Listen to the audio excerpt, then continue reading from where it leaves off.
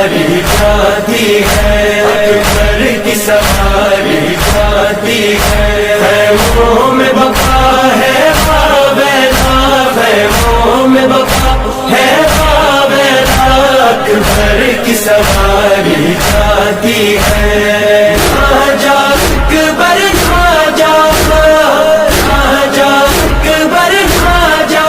नाज़रीन, सोबोदेरो खां ख़बर शामिल कयूं पिया। ज़हूर हुसैन जामड़ो जी रिपोर्ट मुताबिक़ सोबोदेरो तालके जे वॾे शहर निवाड़ो शरीफ़ में पीर अली शाह जे पिण ते शहीद करबला इमाम हुसैन अलैहिस्सलाम ऐं संदसि जानिसरनि जी लाज़वाल कुर्बानी जी यादि में क़दीमी मातमी जलूस बरामद थियो।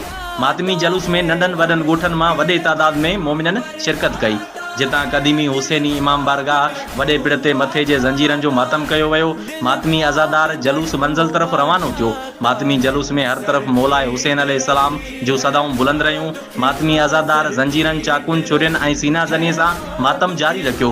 वॾे तादाद में मातमी अज़ादार पाण खे रतो रत करे बेहोश करे छॾियो।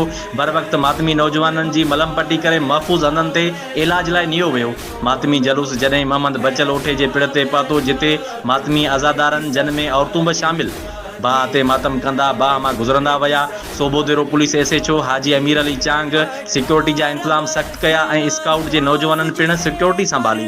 मातमी जलूस पुरअमन सां आख़िरी मंज़िल गाह पीर गुलशाह बुखारी जी दरगाह ते पहुतो। क़दीमी मातमी जलूस में मुख़्तलिफ़ ज़ियारतूं, ज़ुल जनाह, सेज, ज़री, मुबारक झूलो बि शामिल हुयो। पीरसन, ॿार, औरतूं, नौजवान वॾे तादाद में आज़ादारी में शिरकत कई। हर तरफ़ या हुसैन अलैहिस्सलाम जूं सदाऊं बुलंद रहियूं। चिड़ा ज़ैनब का अकबर की सवारी